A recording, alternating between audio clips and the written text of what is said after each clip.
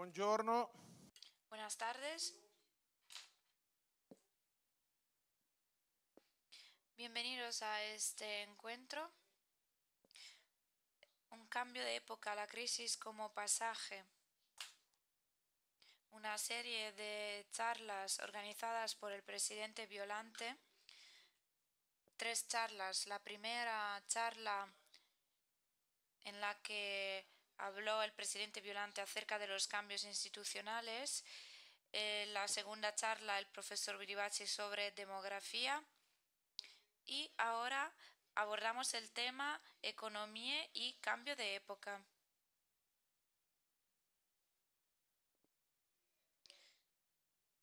La idea es que nos encontramos en un momento de pasaje, de cambio. Esta palabra que también ha utilizado el Papa Francisco significa que no solo tenemos que ocuparnos del día a día, sino que tenemos que entender que estamos en un momento en un punto de inflexión de la sociedad. El presidente Violante hablaba de una relación entre ciudadanos y Estado que duró cientos de años. Libivachi, empezando por el tema de la población, destacaba el hecho de que se habían dado muchas migraciones a lo largo de la historia,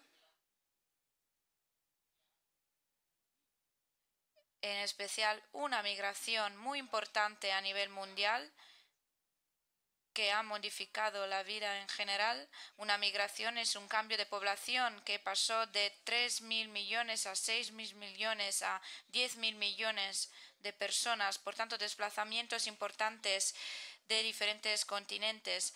Y finalmente se trata de un cambio de época importante por lo que atañe a la economía. Pensemos en la crisis financiera y la globalización y los cambios tecnológicos. Se trata de un cambio de largo plazo que afecta a nuestras vidas de todos los días. Países que se les consideraba parte del tercer mundo cuando yo era pequeño y ahora forman parte del grupo de las economías más importantes. Entonces, ¿qué es lo que significa este cambio? ¿Qué es lo que está cambiando? ¿Se puede seguir concibiendo la política solo en el marco de una legislatura?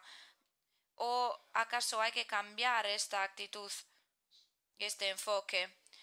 Esta tarde tenemos aquí a Ignacio Visco, un invitado de mucho prestigio, gobernador del Banco de Italia.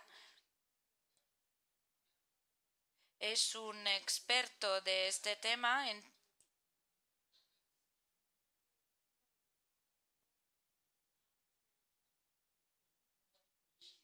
Por esto le hemos invitado aquí para que nos explique qué es lo que significa este cambio. Le damos las gracias por estar aquí.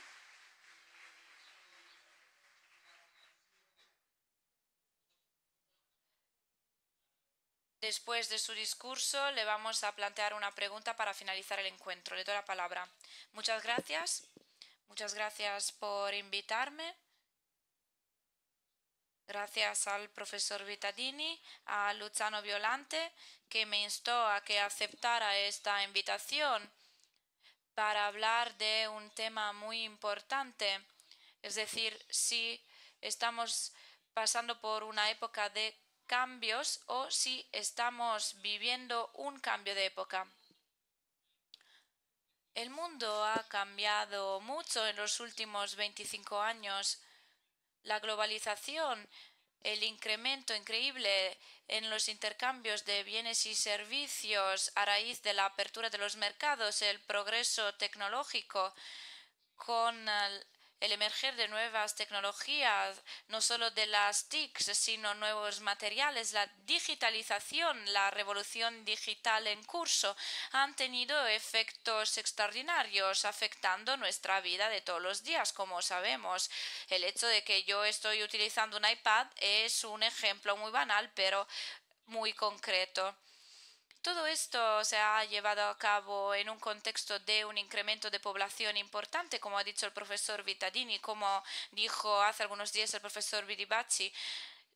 En 1990 se pasó de 10.000 millones a 7 millones y hace 300 años la población mundial era mucho menos. Hace 50 años 3.000 millones, 5.000 millones hace 25 años y ahora 10.000 millones de personas. Y a pesar de este incremento considerable,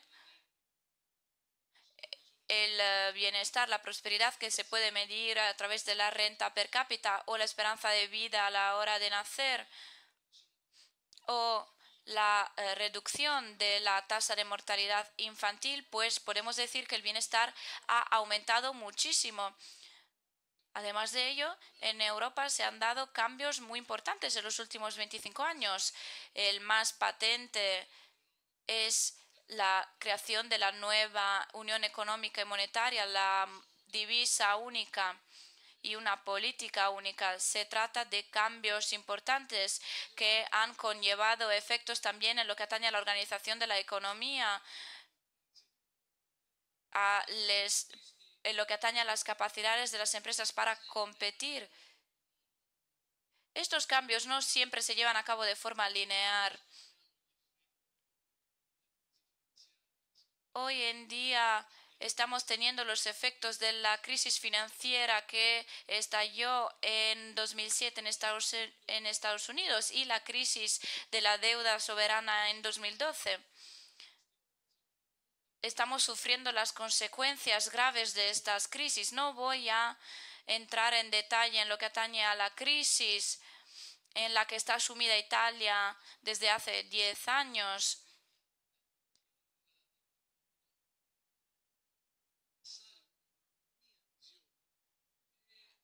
Yo considero que esta ha sido la crisis más grave de la historia de este país, la más profunda,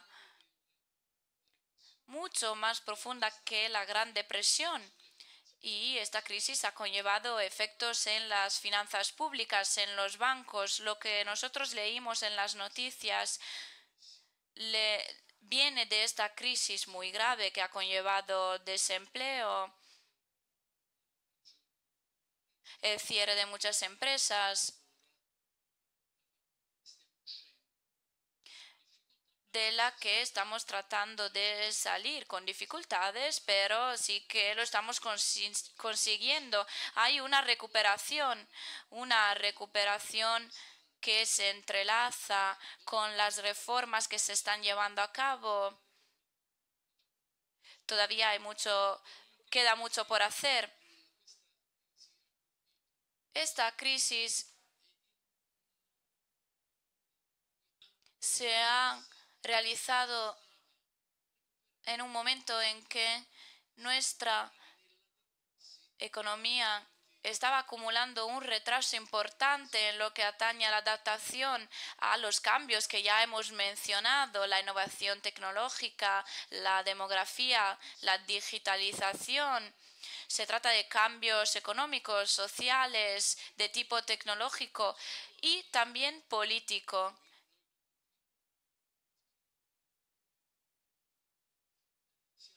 Cambios que nos ha resultado difícil afrontar. Por tanto, nos está costando mucho adaptarnos a estos cambios a causa de la crisis, una crisis de tipo financiero que nos ha llevado a discutir acerca del papel de las finanzas.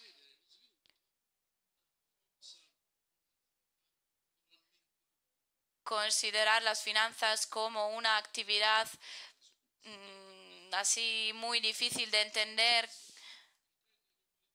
dudosa. El término globalización se refiere a una unificación creciente de los mercados globales, y se generó a raíz de la Guerra Fría.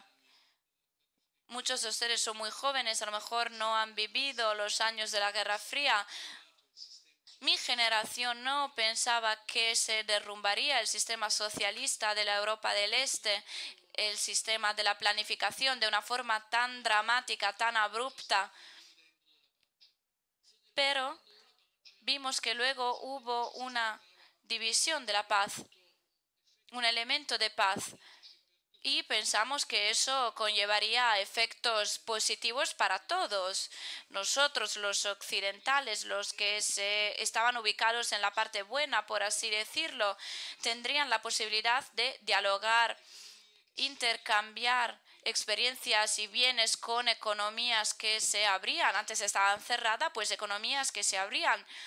Salieron nuevos protagonistas, las economías emergentes, el tercer mundo que decía Vittadini, pues se convirtió en nuestro mundo. China, la India, Brasil, Rusia, Sudáfrica, todos han beneficiado de esta apertura y unificación de los mercados. Los intercambios comerciales se incrementaron de forma extraordinaria. Las personas han empezado a desplazarse mucho. A finales de 1800 ya había habido muchas grandes migraciones y también a finales de la Segunda Guerra Mundial. En toda la historia el hombre siempre se ha desplazado, pero el aspecto más importante es que ha habido esta libertad de desplazarse, de irse a otros lugares para hacer cosas nuevas. La globalización ha conllevado grandes presiones de competitividad. Pensemos en China, en la India y también otros países industrializados de la OCDE, pensemos en Corea del Sur. Todo ello conllevó efectos muy importantes. Por ejemplo, en el sector textil, del calzado, de la piel, un sector muy importante para Italia, pues durante 20 años se produjo un aumento de la cuota de China que aumentó en 25 puntos de porcentaje y llegó hasta el 40% de la producción mundial. Y al mismo tiempo la producción de las empresas italianas se redujo en un 36% en estos 20 años. Mucho más con respecto a lo que le ha pasado a la industria, al sector manufacturero, que en estos años ha perdido un 16% del total. Ahora bien, globalización y proceso tecnológico son fuerzas que van de la mano y se alimentan las unas a las otras. Gestionar la fragmentación de la producción en un contexto internacional, la capacidad de participar en las cadenas globales es crucial y luego diferenciar todos los papeles y las tareas productivas en las cadenas. También se ha producido una deslocalización para aprovechar al máximo los bajos costes gracias a las telecomunicaciones.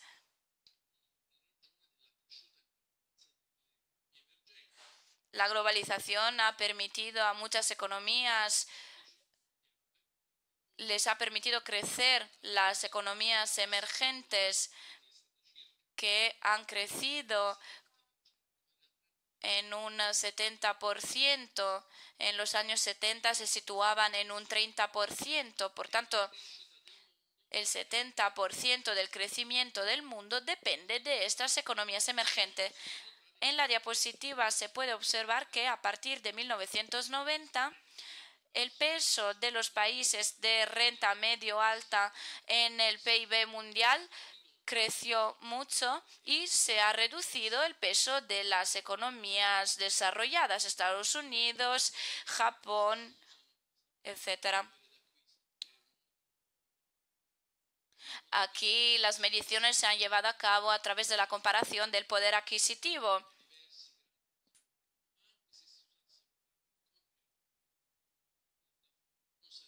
Pero esta imagen no resultaría distinta de haber utilizado otro tipo de dígitos,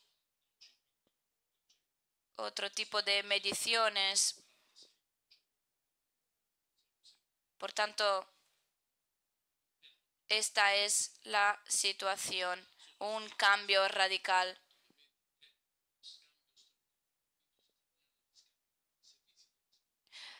Se observa un incremento del intercambio de bienes y servicios de las exportaciones internacionales, incrementos extraordinarios del porcentaje de producto que se exporta. Se sitúa en un 30% de la producción, la parte de producción que se exporta al extranjero. Se incrementaron las inversiones directas extranjeras. En 1970 se situaban en 10.000 millones de dólares. Ahora los flujos de inversiones en países extranjeros se sitúan en más de 2 billones.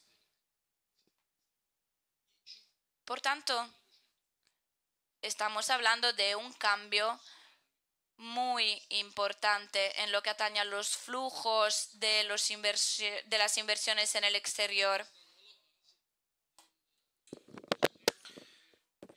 Esto está en la base de la mejora de la vida.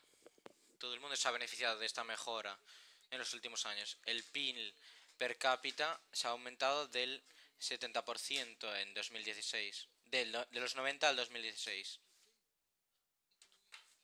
De todo el mundo, pero también que ha beneficiado a los países de crédito más bajo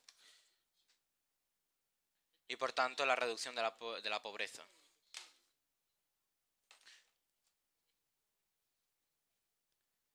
Por tanto, la reducción de personas en pobreza, nivel de pobreza extrema, que se ha producido con 5 años de adelanto.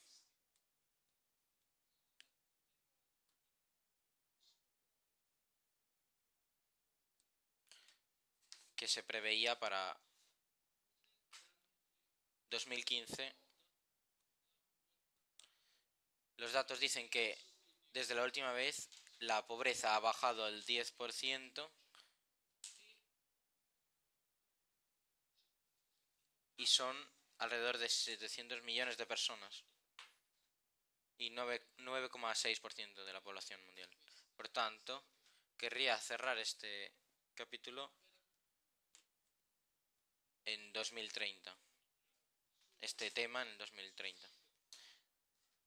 1,2 mil millones de personas han salido del nivel de pobreza extrema entre los 90 y 2016.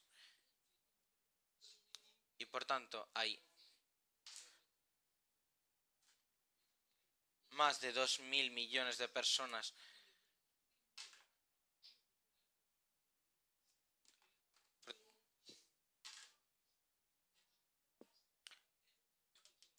son resultados extraordinarios y a esto se le añade la mejora de la vida, la mejora de la esperanza de vida. Y hoy la tasa de mortalidad infantil baja. Son datos que se han registrado en Italia, en Europa, en el posguerra, el periodo de posguerra, que era extremadamente alto en Italia, solamente en 1981.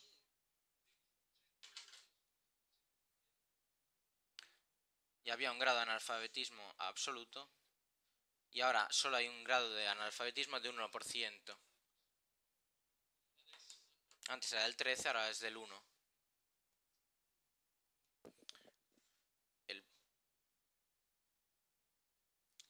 El problema del analfabetismo cultural, problemas de la capacidad de hacer cálculos, y de esto diré algo al final. Los efectos de la globalización del proceso técnico no son positivos para todos. Muchos de nuestros países avanzados se preguntan si conseguirán mantener sus puestos de trabajo, que son amenazados, se dice, por los robots. Y también de esto hablaré. Se preguntan si en qué medida las finanzas, los grandes bancos internacionales, jueguen un papel fundamental en la globalización, las mejoras técnicas mismas. Y parece que se está abriendo cada vez más una franja entre quien es muy rico y quien es muy pobre, quien gana mucho y quien gana poco, aunque si no está en la pobreza extrema.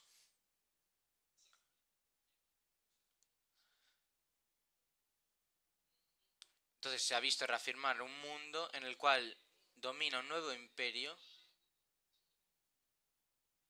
de la acción conjunta entre globalización, tecnología y finanzas. La pregunta es, si son críticas justificadas. Muchas veces parecería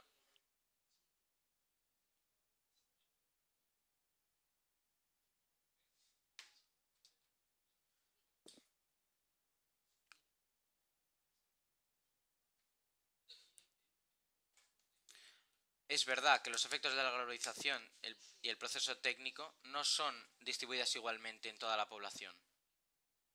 Y también de esto hablaré dentro de poco. Pero de esto querría decir algunas cosas sobre la revolución industrial y el progreso económico, que es el más potente de toda la historia. Está revolucionando nuestros hábitos cotidianos, los sistemas económicos y la sociedad en su conjunto. Estamos en un cambio. Después de la primera edad de las máquinas, después del 1700, que ha visto la primera irrupción de la tecnología, la máquina de vapor, la electricidad, etc., hoy vivimos en la segunda época de las máquinas, definida como revolución digital, como por el impacto epocal de las TIC. En parte es esto el motivo del final de la Guerra Fría.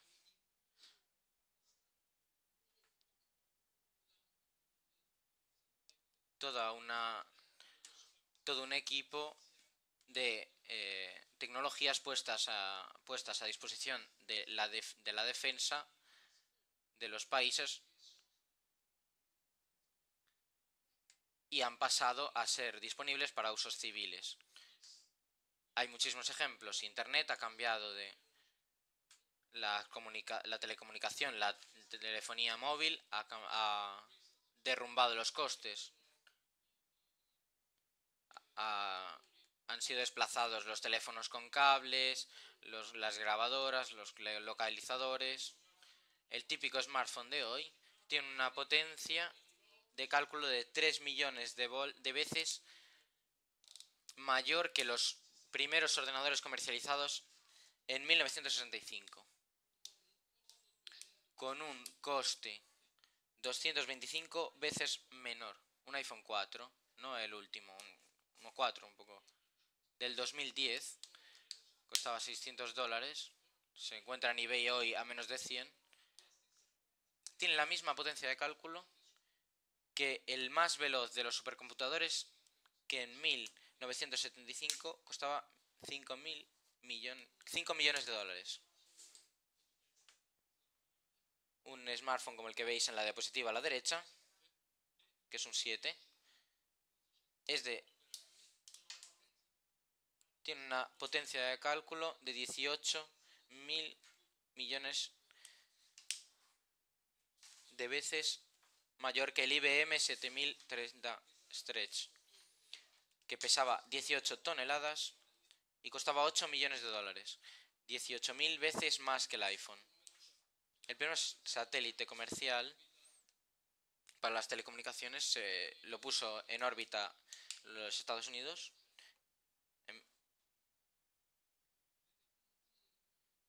y hoy hay 400.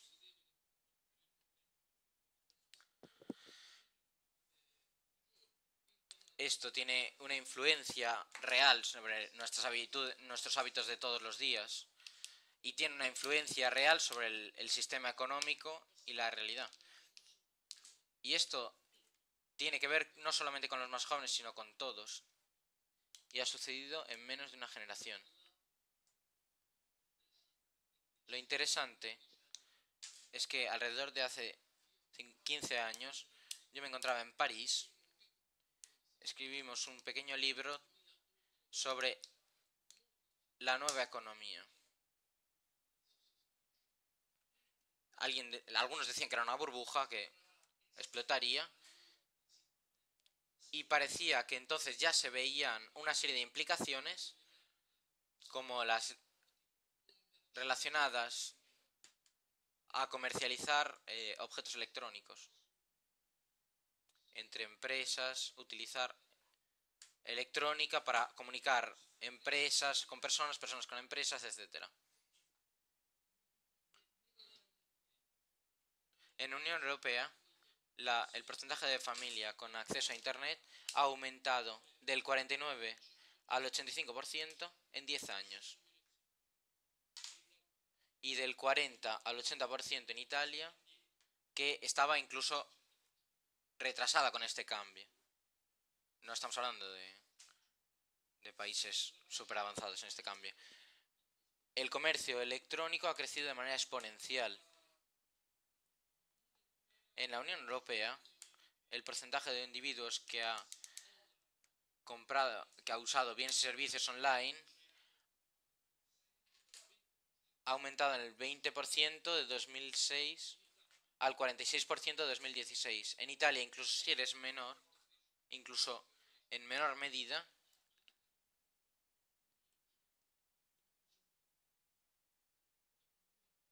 está a cabeza de la difusión de la telefonía móvil.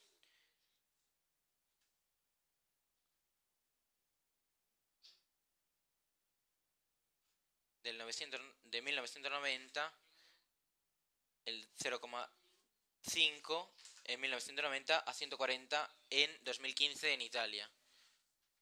Con lo cual se entiende que muchos de nosotros tenemos más de un bono, más de un contrato.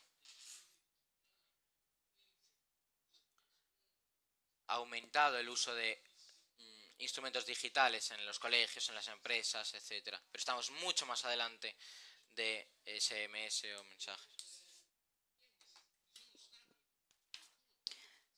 Siguen existiendo obstáculos en las operaciones en línea, dificultades en los intercambios y comercios entre países. En 2015, el 15% de las personas compraba en línea desde el extranjero y las empresas no consiguen beneficiarse de este tipo de comercio. En 2015, solo el 7% de las pymes vendía al extranjero.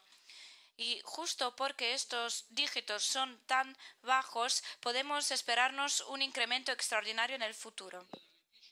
La finalización del mercado único digital es una de las prioridades de la Unión Europea, que se basa en 3 pilares: mejorar el acceso a los bienes digitales en toda Europa para consumidores y para las empresas, crear un contexto favorable y igualdad de condiciones para que los servicios digitales puedan desarrollarse, la banda ancha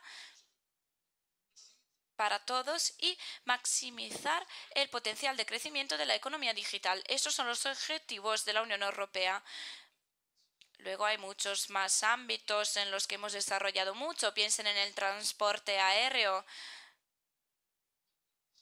velocidad, seguridad, costes más bajos. A pesar de todas las críticas que se puedan hacer acerca de este ámbito, entre 1970 y hoy, el número de pasajeros que viajan en avión se ha incrementado en el mundo de 300 millones a 4.000 millones y en Italia de 7 a 29 millones, con un tope antes de la crisis financiera de 38 millones. Por tanto, un cambio epocal. Esto ha conllevado muchos costes. costes tanto de la globalización que del progreso tecnológico.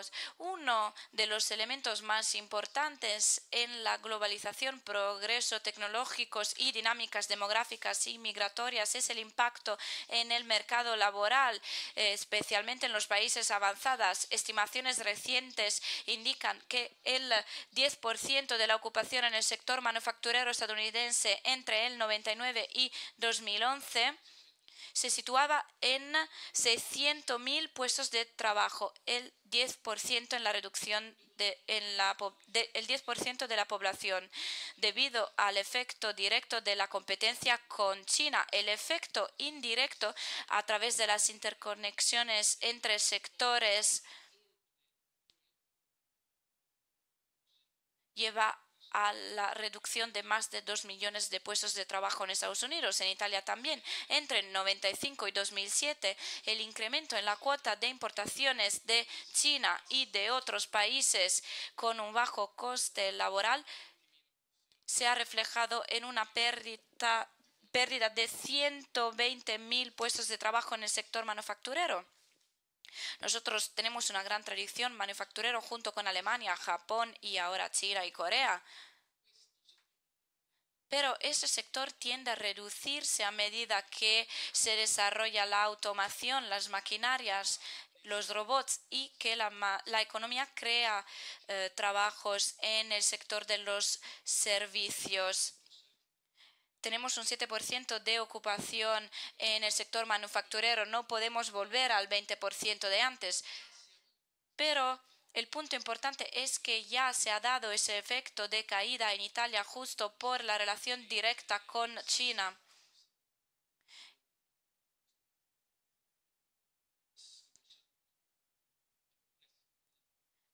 En el sector textil esto ha sido aún más importante. La relación entre cambio tecnológico y empleo es un aspecto muy difícil de analizar. Se discute mucho acerca de esto en la análisis económica. Un gran economista al principios de 1800 escribió una obra sobre las maquinarias y decía que en una visión pesimista, el descubrimiento y la utilización de nuevas maquinarias perjudicaría mucho a los trabajadores y al empleo. De ahí viene el budismo.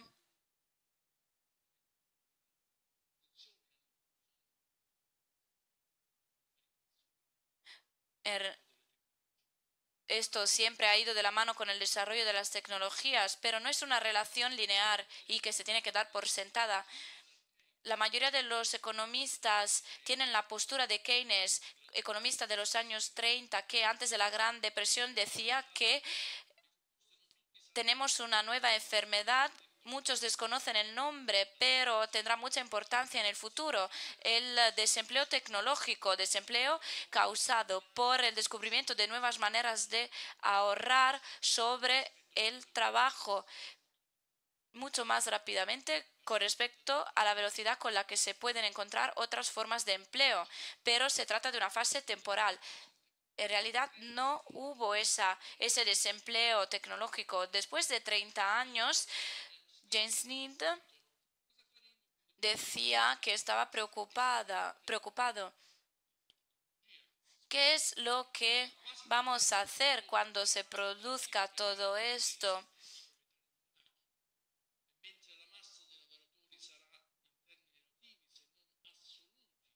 Cuando los trabajadores estarán en situaciones muy difíciles. El proceso tecnológico siempre ha creado ganadores y perdedores. En el largo plazo siempre ha creado mucho más empleo que destruirlo. Si pensamos en la agricultura, a principios de 900, en Estados Unidos el 30% de los trabajadores trabajaba en el sector agrícola. En Italia se ha pasado de un 63% al 4%, pero todos han encontrado trabajo, los que han salido del sector agrícola.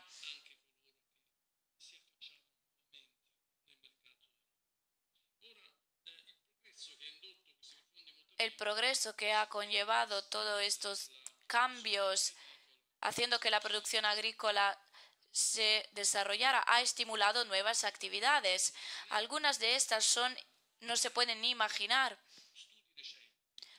Ahora hay estudios recientes, uno es muy interesante, es un estudio de 2 investigadores de Oxford que dicen que alrededor del 50% de los puestos de trabajo de hoy en Estados Unidos corre riesgo de ser automatizado en los próximos 10-20 años. Estudios parecidos se llevaron a cabo en Europa y muchos de estos han llegado a los mismos resultados. Recientemente también ha habido una reducción de estas estimaciones. La OCDE, por ejemplo, ha dicho, sí, eso es cierto, pero el riesgo de desaparición total se sitúa en un 10%. El problema es que hay otro 10% que no desaparece, pero el riesgo es que esas personas que están trabajando tendrán que cambiar de manera radical sus competencias para poder mantener sus puestos de trabajo. Cabe decir que la tasa de paro en Estados Unidos, el país que más ha tenido este cambio relacionado con la globalización en las tecnologías, se sitúa en un 4,5%, el nivel más bajo de los últimos 30 años. Por tanto,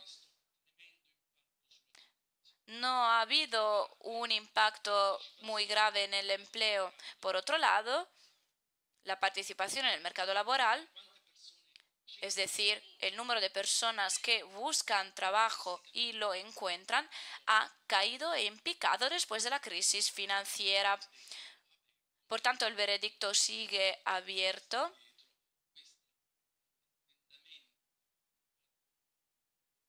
El veredicto acerca de la política monetaria en Estados Unidos, de su actitud de restricción que está llevando a cabo. Luego también tenemos la ampliación de las desigualdades entre lo que ha conllevado la globalización.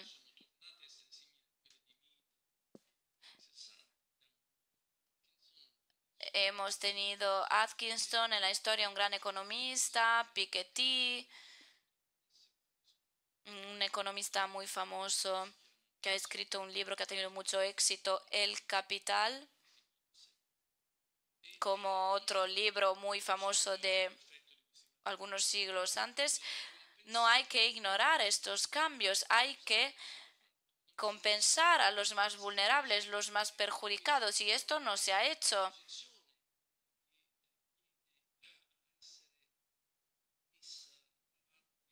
Hay una fuerte oposición fomentada por parte de fuerzas políticas contra el cambio tecnológico, la globalización, la apertura, los movimientos de la población.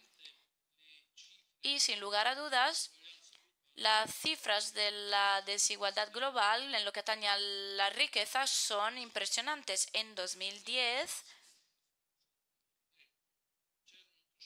había 388 multimillonarios en el mundo que detenían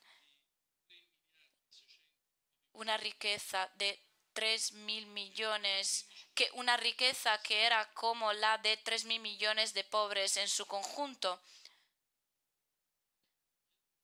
El año pasado eran 8 multimillonarios que tenían este tipo de riqueza.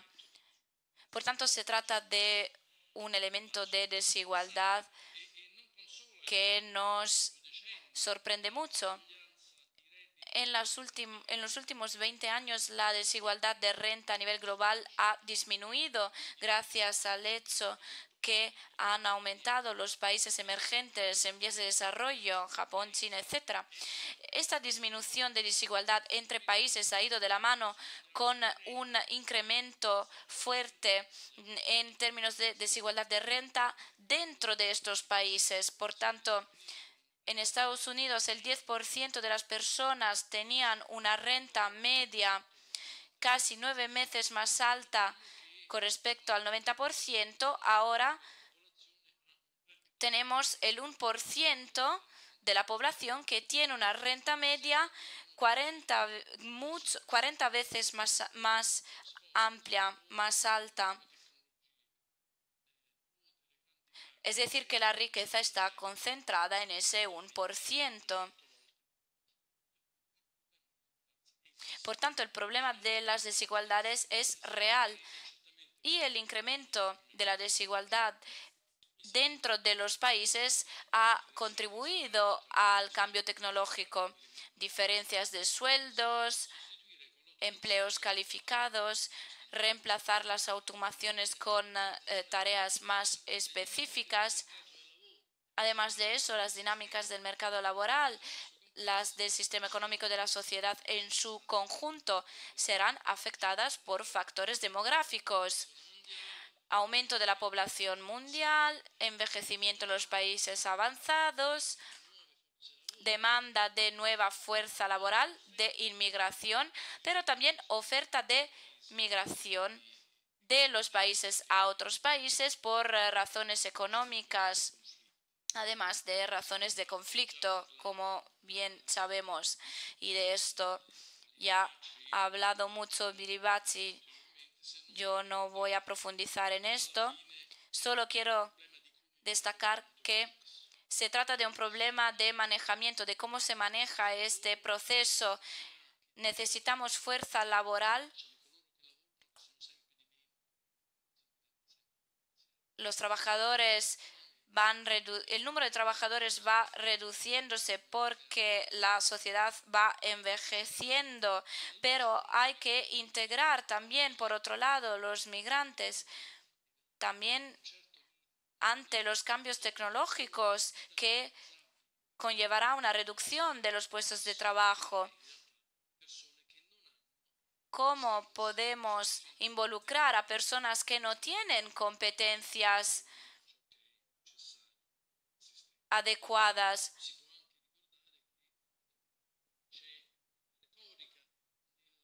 También es verdad que hay mucha retórica en lo que atañe al tema de las migraciones. Italia tiene un problema enorme en términos de temas humanitarios, porque Italia es un país de acceso. Pero es verdad que los migrantes no quieren pararse en Italia, sino que quieren ir a Alemania, por ejemplo. Y como vemos en la diapositiva, en 2015 había 140 millones de migrantes en los países desarrollados. De estos, el 60% venían de países en vías de desarrollo. Significa que la mitad venía de países desarrollados. Eso significa que hay mucha movilidad de trabajo dentro de los países desarrollados. Más de la mitad de los migrantes venían de la misma región, es decir, Europa. El corredor Europa-Europa. Pasando al área financiera, en vez de hablar de los problemas que tenemos de la globalización del proceso tecnológico, de los últimos 25 o 50 años, los problemas no han venido sin problemas de recorrido.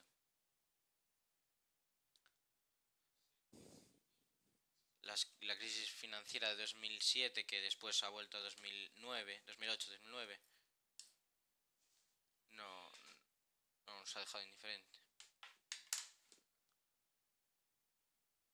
Tenía unas diapositivas que faltan, pero quería hablaros de aspecto de la globalización más unido a la finanza. Ha habido una explosión de los recursos financieros, que son instrumentos importantes en ciertas situaciones, pero usados más allá de su importancia, son instrumentos secundarios. Por tanto, no hablemos de ellos sin entender bien de qué se habla. Un derivado es un contrato que consiente a asegurar una empresa contra los movimientos del cambio. Si la empresa exporta, si yo exporto en Estados Unidos, pero cambia el contrato, la relación dólar-Europa, me aseguran que no se me perjudica excesivamente. Pero estos son datos realmente transformados en instrumentos financieros estructurales opacos, ¿sí? Que son uno de los motivos fundamentales de la crisis financiera. Los costes ha sido que ha crecido el escepticismo en función de la finanza. Siempre se ha dudado de la moral de la finanza. Se preguntaba cómo es posible que se hubiera dudado tanto de la moral de la finanza. Jesús echa a los comerciantes del templo. Aristóteles define el interés como una natural.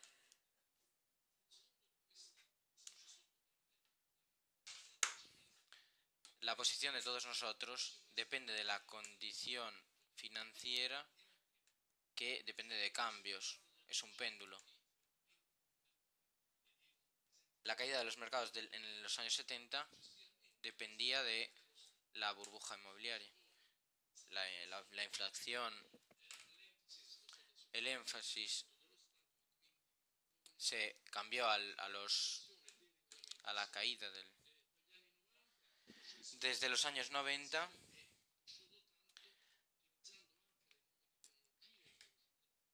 Las finanzas han crecido muchísimo con las tecnologías y la capacidad de crear instrumentos particulares, y esto ha determinado una crisis que ha creado una regulación en acto de la cual se habla ahora de ir al contrario. Por lo tanto, los aspectos negativos de la globalización financiera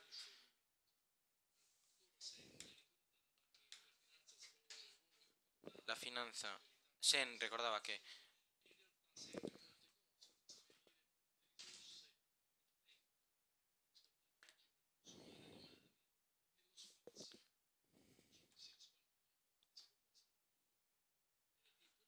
lo que se ahorra por una parte se puede investir en otra. Se tendrían que proponer los comportamientos poco correctos en el ámbito financiero. Habría que entender las diferencias entre rentabilidad, riesgo, etc. También ellos que están bien educados. Se necesita una regulación eficaz, y si hay un presidio, se necesita que la justicia, si es necesario, opere con rapidez y rigor.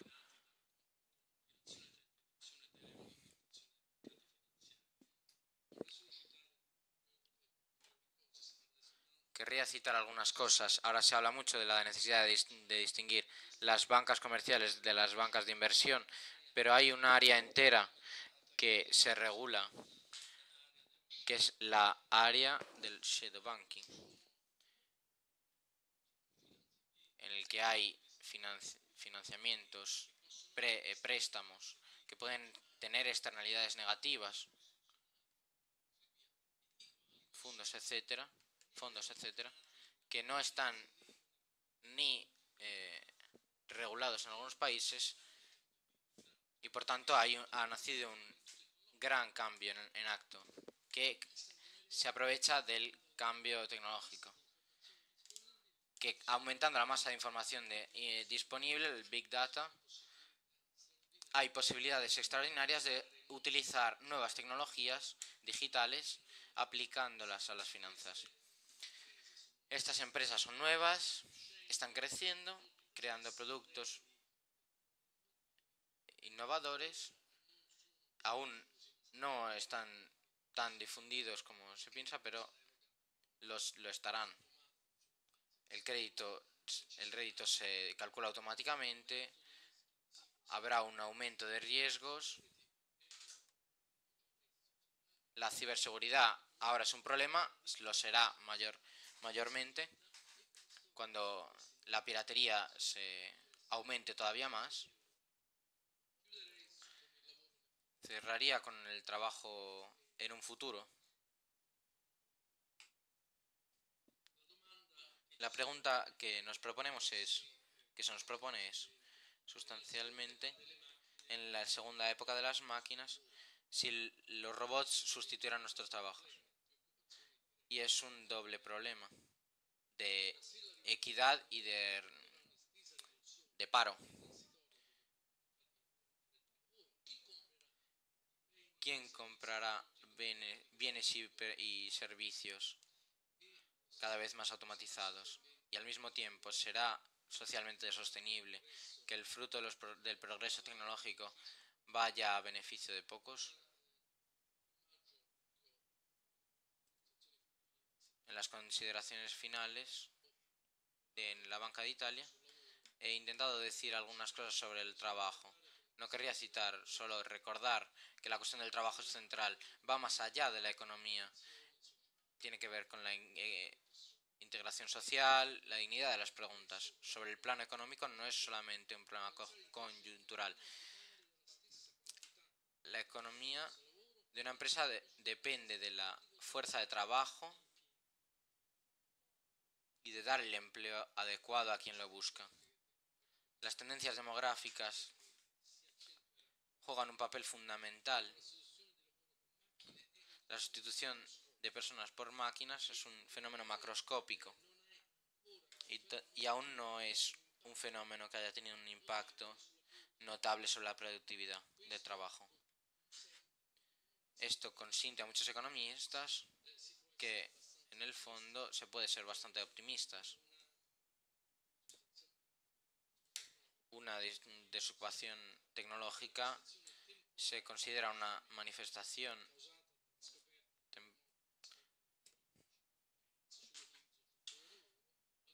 cito a Keynes.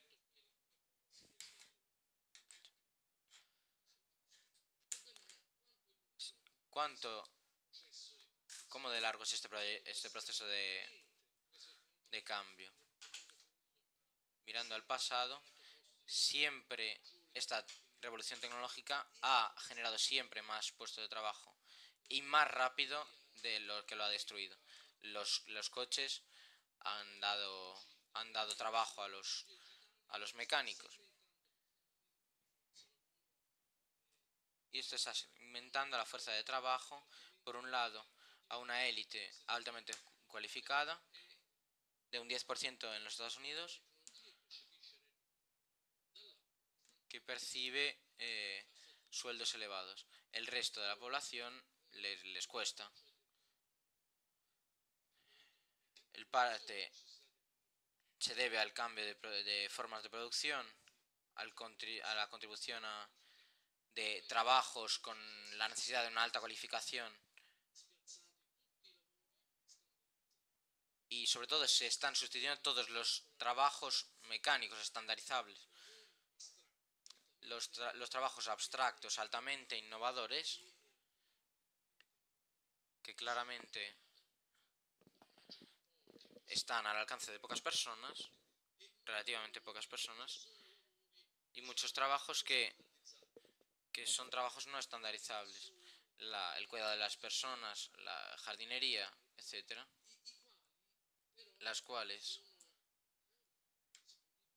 aún están disponibles como trabajos manuales, a bajo rédito, con un riesgo de que el rédito baje todavía más, porque se les expulsa de la parte de en medio. Es decir, gente que hace trabajo de back office en el banco, cosas rutinarias en las fábricas, estos están compitiendo con esta otra parte de la población y tenderán, por otro lado, a no tener todo un trabajo y por tanto bajarán los salarios. El progreso, de todos modos, el progreso tecnológico estimula nuevas actividades, algunas inimaginables. Los agricultores del principio del siglo pasado ahora mismo tienen nietos que son expertos de ordenadores que realizan nuevas tecnologías insertados en oficios que tienen que ver mucho con la tecnología y algo inimaginable hace años. Y es muy difícil imaginar cómo será el mundo en el que viviremos y trabajaremos en los próximos 30 o 40 años. Pero son innovaciones que interactúan y se alimentan el uno al otro, con la posibilidad de tener bruscos cambios tecnológicos, aceleraciones, con progresos en la inteligencia artificial, con capacidad de aprendizaje de las máquinas, con la interconexión de cosas que no sabemos hacer, Big Data, nuevos materiales y un conjunto de actividades que claramente constituyen un mundo en el cual tendremos que vivir de una manera distinta como vivimos hoy. Para cerrar, ¿qué implica todo esto? Si es imposible prever el futuro, se necesita cambiar la perspectiva. Es necesario engancharse al desarrollo tecnológico y hacer que todos puedan participar de los frutos de este cambio. Y hay algunas cuestiones fundamentales en este aspecto. Tengo 4. De frente a la amenaza de los puestos de trabajo, el camino no puede ser frenar el proceso tecnológico, sino reforzar la tasa de innovación. Aquí ha venido Calenda y creo que acá ha hablado de ello. Creo que nosotros hemos afrontado el cambio de la globalización tecnológica con mucho retraso. Ya estaba claro en los 90 que se necesitaba hacer esto, pero las empresas no han invertido en esto. Han utilizado la flexibilidad del mercado del trabajo, bajando los salarios, sustituyendo a los que se jubilaban con jóvenes, con part-time, con trabajos flexibles, bajando los sueldos, pero no haciendo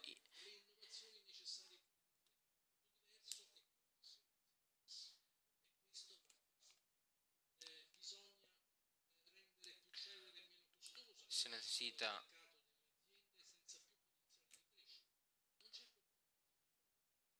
no hay problema en fracasar. El problema es quedarse sin poder sobrevivir. Favorecer el desarrollo de nuevas actividades, como por ejemplo recalificación de territorios, modernización urbanística, valorización del patrimonio natural artístico de Italia. Digo estas cosas porque son hace ya varios años que lo repito en estas anotaciones finales.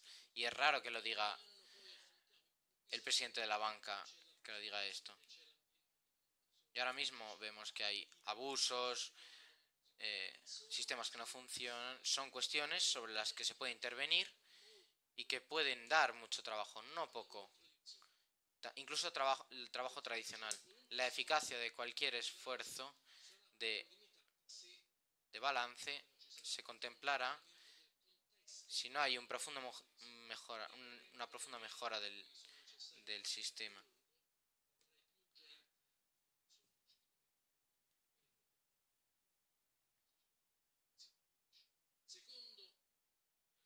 Segundo gran argumento de la organización de tiempos de trabajo. Respecto a algunos decenios, el tiempo se ha reducido, el tiempo de trabajo.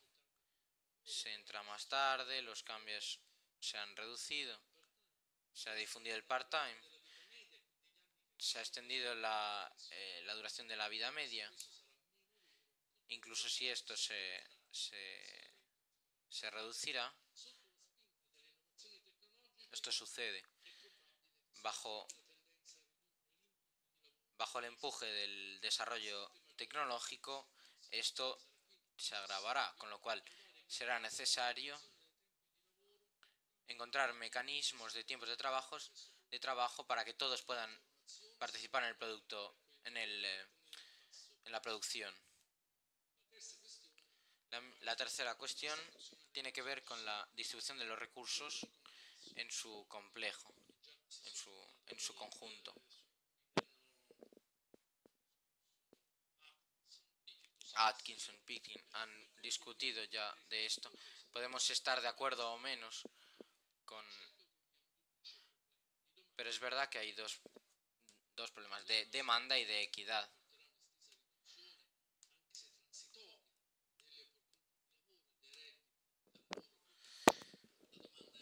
La pregunta es, ¿quién comprará los bienes y servicios que serán producidos con técnicas cada vez más automatizadas?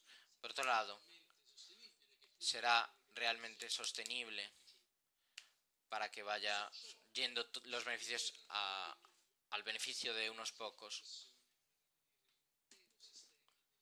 Y habrá una gran presión para poder revisar el sistema de la...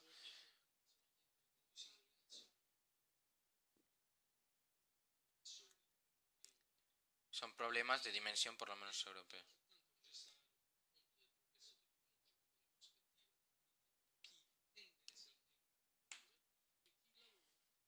Finalmente es necesario que los trabajadores compaginen con el bagaje de conocimientos tradicionales, los que se aprenden en la escuela, humanísticos, científicos, las matemáticas, las ciencias, un nuevo conjunto de competencias, con un nuevo conjunto de competencias para afrontar situaciones nuevas.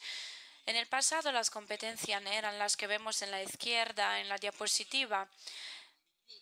Carlomagno tenía el capital humano mejor que el de todos, medía más de 2 metros, era muy fuerte, pero no sabía ni leer ni escribir, pero era muy fuerte en batalla. Luego, leer y escribir se convirtieron en las competencias necesarias para poder progresar.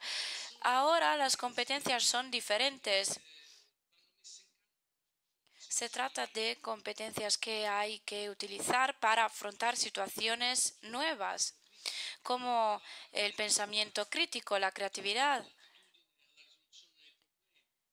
la capacidad de solución de problemas, la capacidad de comunicar, la apertura a la colaboración y al trabajo en equipo. No se trata de nuevas competencias, pero la novedad es el papel importante que van a desempeñar en la nueva organización del trabajo.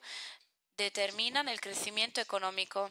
Un sistema de educación capaz de enseñar estas competencias a los estudiantes es el reto que tenemos que afrontar en Italia. Se trata de un compromiso no solo público, sino privado por parte de las familias también. Hay que invertir en conocimiento y formación a lo largo de toda la vida. Y acerca de esto todavía queda mucho que hacer en Italia. Es a través de las competencias que se pueden afrontar los nuevos cambios, el tema del empleo y de la creación de empleo. Hay que generar una actitud a la innovación. No podemos prever el futuro, pero hay que equiparse para poder vivirlo. Hay que conocer el futuro y inventar el empleo, crear el empleo. Es muy importante. Hay un vídeo en el Facebook en el que hay dos gemelos que protestan con el director de Harvard diciéndole: alguien nos ha robado la idea de Facebook, sería Zuckerberg. Y estos dos protestan y protestan. Al final consiguen algo de dinero, pero lo más interesante es la frase de Sarmes del director que dice: es muy raro porque hoy en Harvard los estudiantes creen que inventar un trabajo es mejor que encontrar un trabajo. Y esto es muy interesante. Ha cambiado la actitud. El mundo cambia a nivel global y este cambio requiere una manera distinta de afrontar el trabajo. Una revolución como la revolución digital es una oportunidad. Hay que aprovechar las potencialidades, manejando los riesgos y el impacto extraordinario que todo ello conlleva, incluso el negativo, a través de políticas adecuadas. Significa que no hay que oponerse al libre intercambio, no fomentar el proteccionismo, como algunos están tratando de hacer, al menos desde el punto de vista teórico. Es importante reiterar todo esto y recordar que la gestión de la globalización y del cambio tecnológico se tienen que llevar a cabo también a través de una protección hacia los más vulnerables. Se trata de un punto a menudo ignorado a nivel nacional, pero también en el G7, en el G20, en la Unión Europea, ante la destrucción de viejos puestos de trabajo y la creación de nuevos puestos de trabajo. El Estado tiene que ofrecer una red de protección para quienes pierden su trabajo, favorecer la movilidad y asegurar una educación de calidad y que esté al paso de los tiempos. Y para concluir, los jóvenes tienen el deber más difícil: estudiar, ganar competencias para poder aprovechar las oportunidades creadas y contribuir a crear un futuro mejor. La frase con la que quiero concluir es esta: una inversión en el conocimiento conlleva el mejor interés. Una frase de Benjamin Franklin, uno de los padres fundadores de Estados Unidos, científicos, políticos. Es decir, apostar por el conocimiento nos lleva a ganar mucho. Esta es la condición para el desarrollo económico hoy aún más que antes. Muchas gracias.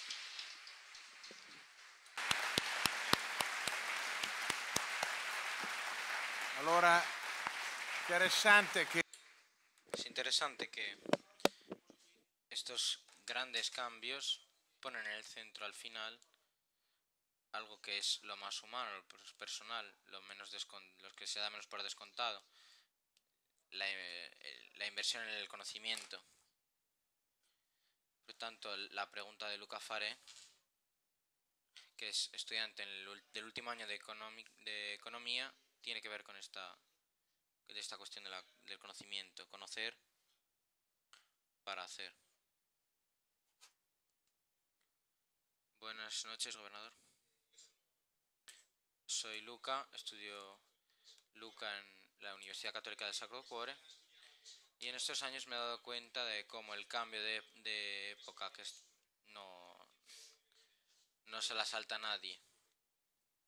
Estudio economía y en particular noto un contraste entre un mundo cada vez más globalizado, como nos ha dicho usted hoy, y que requiere una atención cada vez mayor y una disciplina como la económica, que por un lado se está especializando cada vez más en los distintos componentes que lo constituyen, macroeconomía, microeconomía, estadística, tecnología, y entre los cuales cada vez es más difícil siempre comprender el nexo.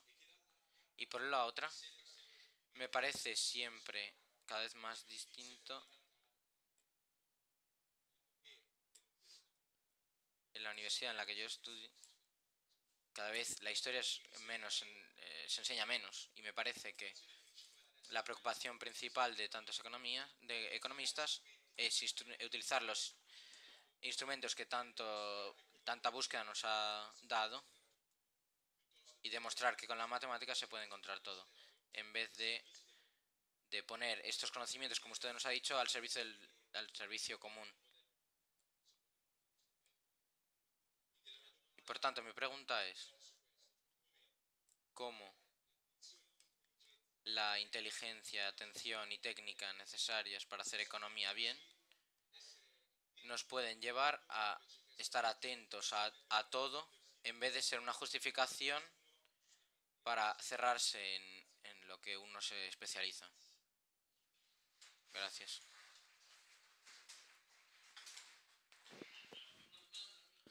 Es una pregunta muy compleja, Voy a responder de manera un poco muy humilde.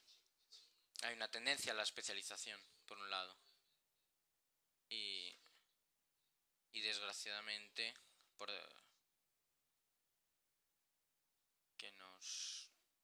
que algunas personas de gran importancia se preguntan, como la reina de Inglaterra, vosotros que hacéis economía, ¿cómo no habéis previsto la crisis? Y efectivamente las complejidades del mundo son muy profundas y todo lo que usted ha citado se refiere a instrumentos para afrontarlo. La historia es fundamental. El conocimiento de la sociedad, la capacidad de aplicar de una manera formal las ideas de uno mismo sobre cómo interactúen las empresas y quien trabaja, las tecnologías, la utilización de datos, de información, que cada vez son más, pero cada vez son más difíciles de utilizar. Pueden estar organizados de forma automática, mecánica, pero tienen que estar organizadas, entendidas y vistas por el estudioso con la atención necesaria. Capacidad, por tanto, de utilizar el instrumento estadístico. Son instrumentos que se juntan.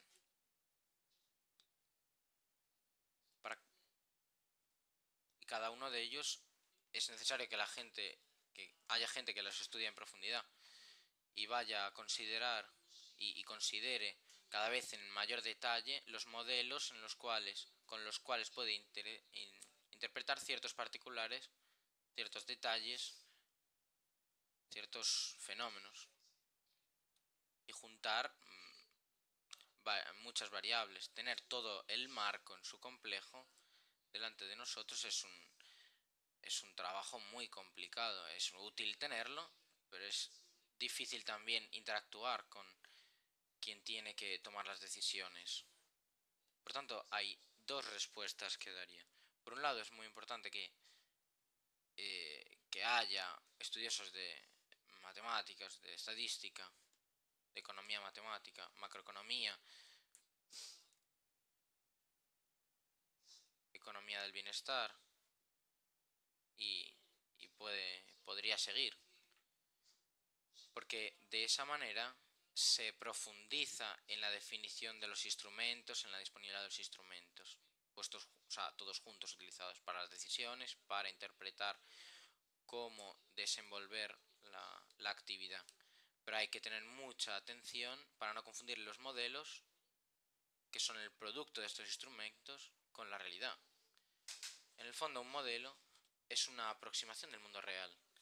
Y es una aproximación, para aquellos que les guste la matemática, los modelos son lineales, pero el mundo muchas veces no sigue modelos lineales. Seguramente modelos determinísticos, pero cambia muchas veces de forma casual. Por tanto, hay que estar listos para adaptar el modelo al mundo, en vez de pensar que como las cosas van distintas a como dice el modelo, las cosas son distintas en vez de que el modelo está equivocado. O sea, que las cosas se equivocan la realidad se equivoca en vez de que se equivoque el modelo. Hace falta tener esta actitud, pero también hace falta ser humildes, porque hay que pensar que no podemos entender todo. Todo esto es un proceso muy, muy cansado, muy laborioso. Lo que el economista es realmente no es un científico, como un físico, como un artesano que de vez en cuando utiliza los instrumentos, los materiales y sus conocimientos, que consigue producir este producto que es útil para todos, pero es un proceso muy laborioso, muy difícil.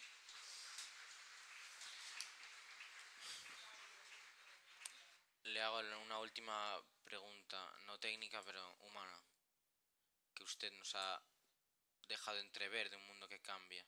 ¿Qué actitud humana tenemos que tener? ¿Qué posición respecto a este mundo que cambia, a esta crisis? Digamos, por ejemplo, nosotros italianos. Usted, que tiene una posición de relieve tan importante, ¿qué postura tiene usted? ¿Qué postura se necesita? Yo he escrito un librito hace algún tiempo y la frase final de la contraportada es acoger las oportunidades, no solo temer los riesgos del cambio. Nosotros como sociedad creo que somos una sociedad conservadora, un poco porque la mayor parte somos viejos. A mí no me gusta arriesgar ya, y sin embargo se necesita. Y por otro lado, porque nosotros vivimos en una sociedad que cambia constantemente. En los últimos decenios ha cambiado en una tasa rapidísima. Yo creo que nos pararemos, que parará esto. Pero creo que se necesita una curiosidad. Los jóvenes tienen que ser capaces de poner juntos, que juntar varias cosas. Hace falta una posición humilde, pero también diría de respeto con respecto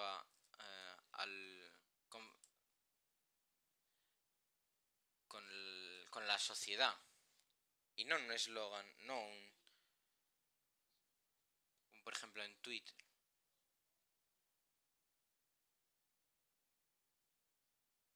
Hay muchísimas cosas que si nosotros no profundizamos no sabremos cómo se sale de ciertos problemas.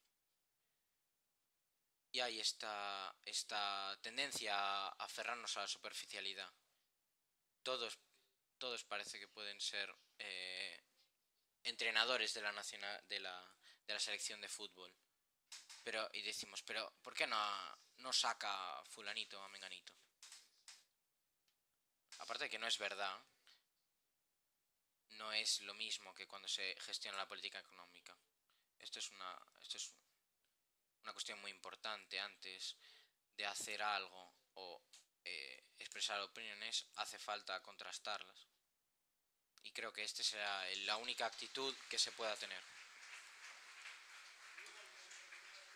Creo que este último apunte sea un punto sintético con el que mirar este encuentro. En dos aspectos. El primero, conocer. Hemos escuchado en una hora una lección en la cual hemos aprendido en términos globales lo que sucede. Quiere decir que hay mucho trabajo detrás, mucho trabajo humilde, analítico, oscuro, porque conseguir la conciencia requiere esta oscuridad, esta aparente inutilidad. Ayer hablaba con los chavales que están aquí haciendo aparcamiento de acogida, también los que... Y la pregunta era, ¿para qué esto? ¿De qué sirve esto? ¿De qué sirve comunicar encuentros que a lo mejor no lee nadie en los periódicos o acoger en el parking? Pero de este lado oscuro nace el análisis que nos ha mostrado nuestro ponente hoy.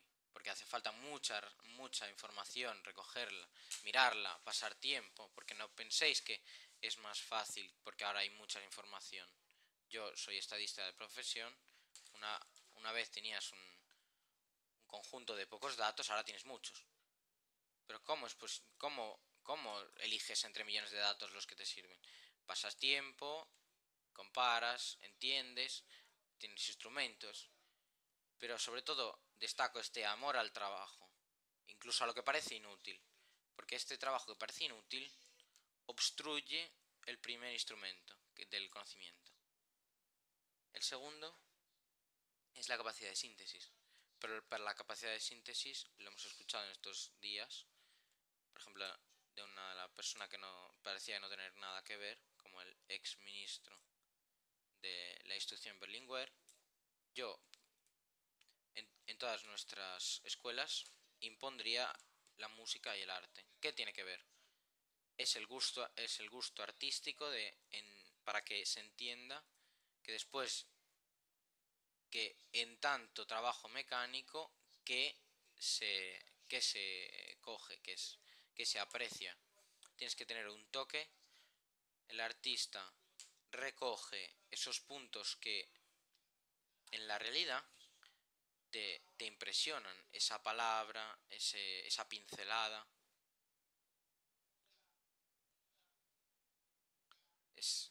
Esa nota musical que hemos escuchado, por ejemplo, la primera noche, Madame Butterfly, por una orquesta china. Esos puntos sintéticos que tienen el gusto de la belleza, de la capacidad de síntesis. Por lo tanto, tú te das cuenta de La tercera cuestión sale de las palabras del gobernador, la paciencia, el tiempo. Antes, preparando el encuentro, hablando, decíamos, es interesante una política que no sea solamente de la legislatura. Uno que pueda construir cosas que vayan más allá del tiempo. Se necesita paciencia para un cambio de época. Se necesita hacer como nuestros agricultores cuando lavaban los ríos o cuando arreglaban esos aspectos de la naturaleza que no eran inmediatamente productivos. Construían para los que venían después. Cuidar un río, un torrente, era evitar una inundación mañana. Nosotros tenemos que construir hoy para el futuro, para nuestros hijos, para nuestros nietos. Tener la paciencia de aceptar también la crisis, incluso la crisis, como oportunidad, sin pretender que el resultado sea inmediatamente, porque para tener una Italia que ha estado en el vértice productivo, hemos tenido tanta gente que ha emigrado, o sea, mucha gente que ha emigrado, mucha gente que ha hecho sacrificios, mucha gente que ha sacrificado el tener algo que llevarse a la boca. Hace falta tener un gusto por una construcción a largo plazo. Yo creo que estas cosas nos permiten apreciar este trabajo, aprenderlo y construir no solamente para mañana o pasado mañana, sino para ser hoy los factores de este cambio de época. Nosotros querríamos ser alguien como que se recuerde como los monjes de hace años.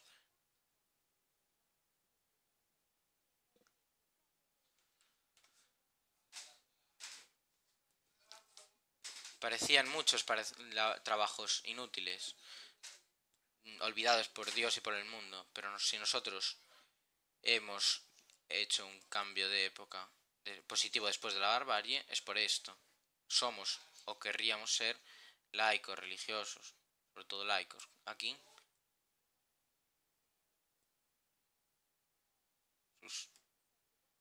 aquellos que con esta capacidad de síntesis artística, con esta paciencia, construimos un futuro mejor. Esto es el auspicio y el trabajo para el mañana.